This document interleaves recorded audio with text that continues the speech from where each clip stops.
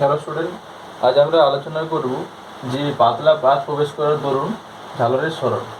এখানে কি হবে, যে ধরো আলোক রশ্মি একটা আসছে, দুটো কোহেরেন্ট সোর্স থেকে আলোক রশ্মি আসছে, সেই যে কোনো আলোক রশ্মির ওই আলোক রশ্মির যে পথটা আছে ওই পথের মধ্যে যদি আমরা একটা গ্লাস স্ল্যাব বা কাচের একটা স্ল্যাবকে বা কোনো মাইকা যদি আমরা ওখানে ইন্ট্রোডিউস করি, তাহলে কি হবে, সেখানে দেখা যাবে যে ফিনিশটা যেখানে পড়ার কথা ছিল ওই স্ক্রিনের মধ্যে, যে স্ক্রিনের যে জায়গায় ফিন কোথায় পড়ার কথা ছিল কিন্তু সেখানে পড়বে না, সেখান থেকে কী হবে, স্ক্রিনটা কী হবে, ফিনিশটা কী হবে, সে ওই জায়গা থেকে সরে যাবে।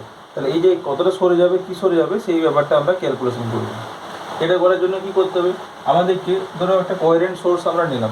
কোহেরেন্ট সোর্স কীভাবে করবো, একটা সোর্স আছে মনে করো, আর দুটো এখানে স্লিট নিলাম, এখানে একটা স্লিট, একটা স্লিট। তাহলে এখান থেকে যদি সোর্স লাইটটা এখানে যায় আর এখানে যায়, তাহলে এই যে এ এবং বি, এটা মনে করো এ আর এটা হচ্ছে বি, তাহলে এ আর বি এই দুটো কিন্তু সোর্স, এই দুটো পয়েন্ট, এ পয়েন্ট আর বি পয়েন্টে যে লাইট এখানে আমার যাবে সেকেন্ডারি ওয়েভলেট হিসাবে, এইগুলো কী করবে, কোহেরেন্ট সোর্স হিসাবে কাজ করবে। তাহলে এ আর বি পয়েন্টে, তাহলে মনে করো এইটা হচ্ছে আমাদের স্ক্রিন, এটা স্ক্রিন, আর এটা যে এ আর বি দুটো সোর্স। তাহলে আমাদের এখানে মিডিল পয়েন্ট কোনটা, এটা আমরা যদি ড্র করি তাহলে এখানে সিটা হচ্ছে মিডিল পয়েন্ট। তাহলে এ থেকে যদি লাইট যায় সিতে এবং বি থেকে যদি লাইট যায় সিতে, তাহলে এখান থেকে এই যে বি থেকে যাচ্ছে সিতে আর এ থেকে যাচ্ছে সিতে। তা এই পয়েন্টটা কি সেন্ট্রাল ম্যাক্সিমাম। এই পয়েন্টটা কি হবে, ব্রাইট ফিল্ম তৈরি করবে। কারণ কি, এই পয়েন্ট থেকে বি থেকে সিতে যাচ্ছে বা বি পয়েন্ট থেকে সিতে যদি যায়, তাহলে এখানে কোনো পালস ডিফারেন্সটা জিরো, তাহলে এখানে সেন্ট্রাল ফিল্ম এখানে তৈরি হবে বা সেন্ট্রাল ব্রাইট ফিল্ম এখানে তৈরি হবে। এরপরে মনে করো এই এ থেকে লাইট এখানে পি পয়েন্টে যাচ্ছে, এটা পি পয়েন্ট মনে করো, আর বি থেকে লাইট পি পয়েন্ট গিয়ে এখানে ধরো একটা ফিল্ম তৈরি করেছে পি পয়েন্টে।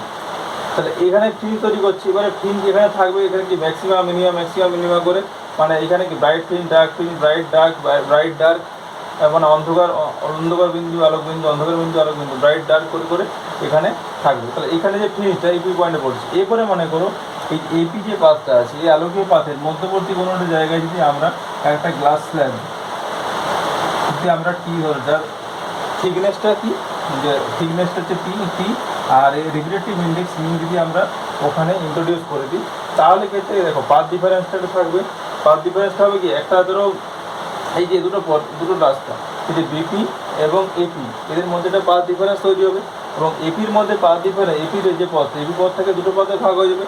একটা দেখো এ থেকে পিতে যদি যাচ্ছে, যদি পি থিকনেসটা বাদ দাও, তাহলে কত, এপি মানে যদি পি করো তাহলে সেটার মধ্যে সেটা বায়ুর মাধ্যমে যাচ্ছে, তাহলে তার রিফ্লেকটিভ ইন্ডেক্সটা কত, 1। আবার এই পথটা যাচ্ছে, এটার মধ্যে পি থিকনেস যাচ্ছে, এটার মধ্যে রিফ্লেকটিভ ইন্ডেক্সটা কত, মিউ। তাহলে এখানে আমাদের পাথ ডিফারেন্সটা কত হবে, তাহলে পাথ ডিফারেন্স বিটুইন পয়েন্ট বা বিটুইন, এখানে বলবে রে, between A and AP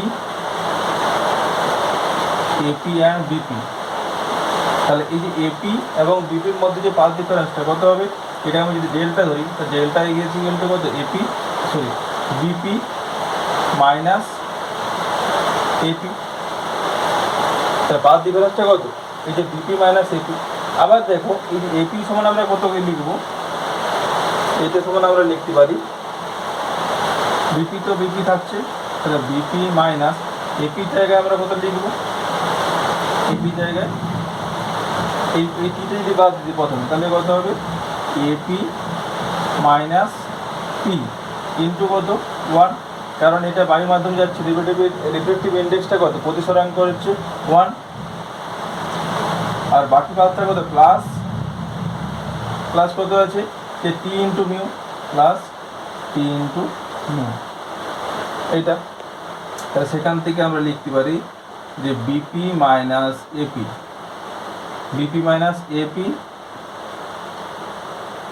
plus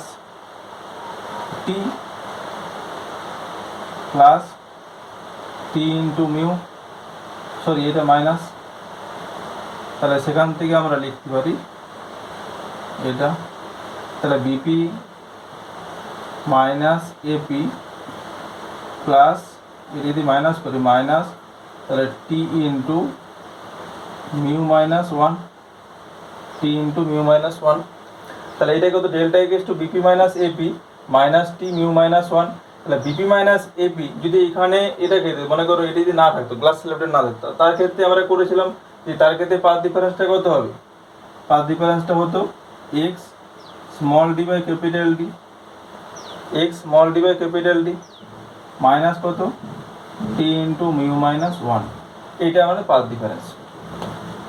তারপরে দেখো ধরো পি পয়েন্টে যে ব্রাইট ফ্রিঞ্জ তৈরি করার জন্য, ব্রাইট ফ্রিঞ্জ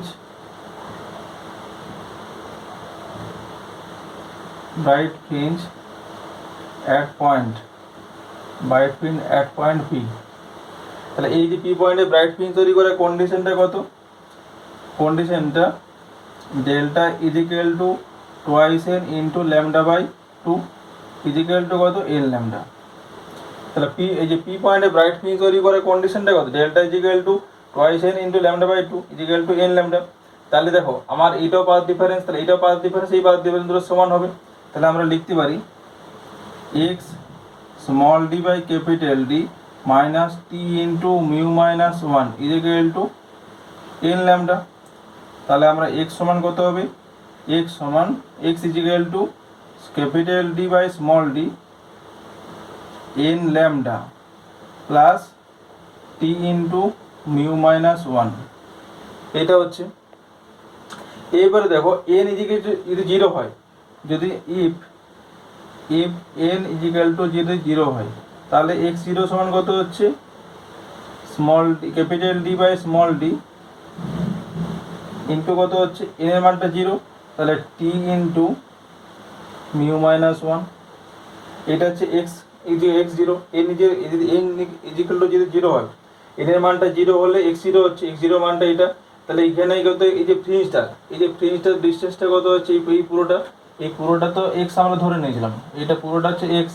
তাহলে এখানে এক্স জিরো মানটা কত হবে, এক্স জিরো মানটা তখন এইটুকু অংশটা হবে, এইটুকু অংশ মানে সেন্ট্রাল ফ্রিঞ্জের ক্ষেত্রে ফ্রিঞ্জ উইথটা কত হচ্ছে এইটা, সেন্ট্রাল ফ্রিঞ্জের ক্ষেত্রে এই মানটা আসছে। আর যদি এন ইজিক্যাল টু যদি ওয়ান হয়, তাহলে কত হবে এক্স ওয়ান সমান small D by capital D, N এর মানটা ওয়ান বসাও, তাহলে ওয়ান বসালে কত যে ল্যামডা প্লাস টি ইন্টু মিউ মাইনাস ওয়ান। তাহলে দেখো এইটা আমরা এটা পাচ্ছি। তাহলে ফ্রিঞ্জ উইথটা কত হবে, তাহলে ফ্রিঞ্জ উইথ হবে এই যে এক্স ইজিক্যাল টু জিরো আছে আর এক্স ইজিক্যাল টু মানে এন ইজিক্যাল টু জিরো আর এন ইজিক্যাল টু ওয়ান। তাহলে ফ্রিঞ্জ উইথ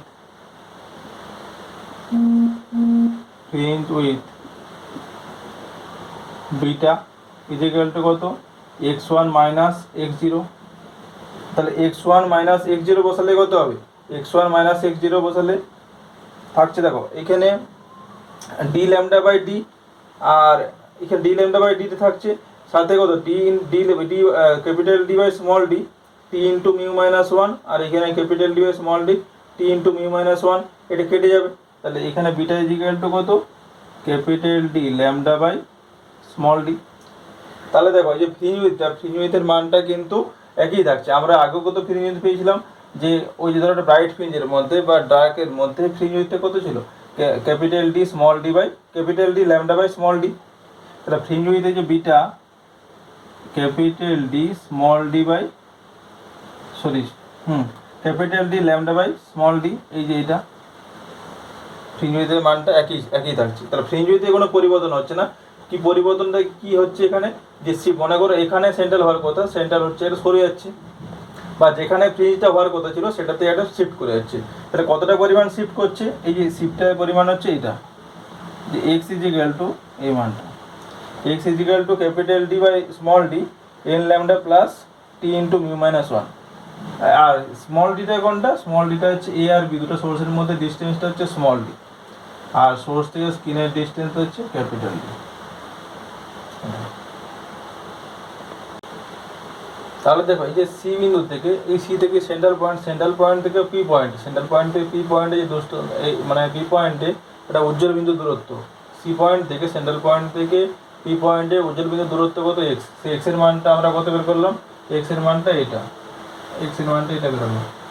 সেখান থেকে আমরা এদিকে দেখাতে পারলাম যে ফ্রিঞ্জ উইথ একটা দুটো উজ্জ্বল বিন্দুর যে ফ্রিঞ্জগুলো ছিল বা উজ্জ্বল ঝালরের পোস্ট কত, beta equal to capital D small lambda by small D, capital D lambda by small D, এটা আমরা ফ্রিঞ্জ উইথটা বের করলাম। তাহলে এখান থেকে আমরা লিখতে পারি, দেখো beta by lambda is equal to capital D by small D. সেখান থেকে আমরা তাহলে এক্স এর মানটা, এন এর মান যদি 0 বসে, তাহলে x0 মানটা কত আসছে, তাহলে বিটা বাই ল্যামডা, এই D by small capital D by small d জায়গায় বিটা বাই ল্যামডা বসেছি, তাহলে x0 মানটা কত আসছে, এটা x0 ইজ ইকুয়াল টু কত, beta by lambda mu minus 1 into t. তাহলে এখানে আমরা যদি x0 মানটা, বিটার মান, টি এর মান আর ল্যামডার মান, এই চারটার মান যদি জানি, তাহলে সেখান থেকে আমরা এটা জানলে আমরা কি মিউর মানটা আমরা বের করতে পারবো। যে প্লেটটা দেওয়া হয়েছে এই প্লেটের রিফ্রেক্টিভ ইন্ডেক্সটা, প্রতিসরাঙ্কটা কত, মিউটা আমরা এখান থেকে বের করতে পারবো। আবার তুমি যদি x0 মান জানো, বিটার মান জানো আর ল্যামডার মান জানো আর মিউর মান জানো, তাহলে সেখান থেকে তুমি টি এর মানটা ক্যালকুলেশন করে বের করতে পারবে। তাহলে এইভাবে আমরা এখান থেকে আমরা কি বের করতে পারবো, এখানে থিকনেসটা বের করতে বললে যদি মিউটা দেওয়া থাকে তাহলে থিকনেসটা বের করতে পারবো টি এর মানটা, আবার টি রে দেওয়া থাকলে এখানে রিফ্রেক্টিভ ইন্ডেক্সটা বা প্রতিসরাঙ্ক মিউটার মান আমরা বের করতে পারবো। এরপরে মনে করো এই যে গ্লাস প্লেটটা বসানো হয়েছিল, যে গ্লাস প্লেটটা বসানোর ফলে যদি সেন্ট্রাল ফ্রিঞ্জটা যেখানে ছিল, মনে করো সেন্ট্রাল ফ্রিঞ্জ এখানে ছিল, তাহলে সেন্ট্রাল ফ্রিঞ্জ এখানের থেকে যদি ধরো এম সংখ্যক, আগে যে একটা ফ্রিঞ্জের দূরত্ব কত বিটা ধরছিলাম, ফ্রিঞ্জ উইথটা বিটা, তাহলে যদি এম সংখ্যক বিটা সংখ্যক মানে বিটার সংখ্যক যদি সরে যায়, মানে এম সংখ্যক যদি সরে যায়, তাহলে কত ফ্রিঞ্জ উইথটা সরবে কত, সেন্ট্রাল থেকে এম ইন্টু বিটা পর্যন্ত সরে যাবে। তাহলে সেখান থেকে আমরা তাহলে সেখানে কত হবে, x0 is equal to M into beta হবে। এখন কারণ কি বলছি, যে এখানে সেন্ট্রাল সি পয়েন্ট থেকে যদি ফ্রিঞ্জটা সেন্ট্রাল পয়েন্টটা যদি এখানে না হয়ে যদি এম সংখ্যক, এই যে এম ইন্টু বিটা সংখ্যক যদি সরে যায়, তাহলে কতটা হবে, এম ইন্টু বিটা উপর দিকে ধরো সরে যাচ্ছে, তাহলে উপর দিকে সরে গেলে এখন x0 মানটা কত হবে, সেন্ট্রাল ফ্রিঞ্জটা এম ইন্টু বিটা ধরতে হবে, মানে এখন এইখানে না হয়ে এইখানে হবে, ধরো মনে করো এইরকম জায়গাতে হবে এখন, তাহলে এরকম জায়গাতে x0 মানটা কত, এম ইন্টু বিটা, তাহলে x0 মানটা বসাও, x0 মানটা beta by lambda mu minus 1 into T is equal to M into beta. তাহলে সেখান থেকে কত পাচ্ছ, mu minus 1 into T is equal to কত, এম ইন্টু ল্যামডা। তাহলে এইটা এখান থেকে পাচ্ছ mu minus 1 into T is equal to M lambda. তাহলে এই সমীকরণ থেকে দেখা যাচ্ছে যে কোটি দূরত্ব অতিক্রম করলে করা গেল, যে কোটি দূরত্ব অতিক্রম করছে সেটা আমরা এখান থেকে বের করতে পারছি, যে ঝালরটা সমগ্র ঝালরটি কোটি দূরত্ব অতিক্রম করছে, সমগ্র ঝালরটি কোটি দূরত্ব অতিক্রম করছে, সেটা আমরা এই সমীকরণ থেকে বলতে পারছি।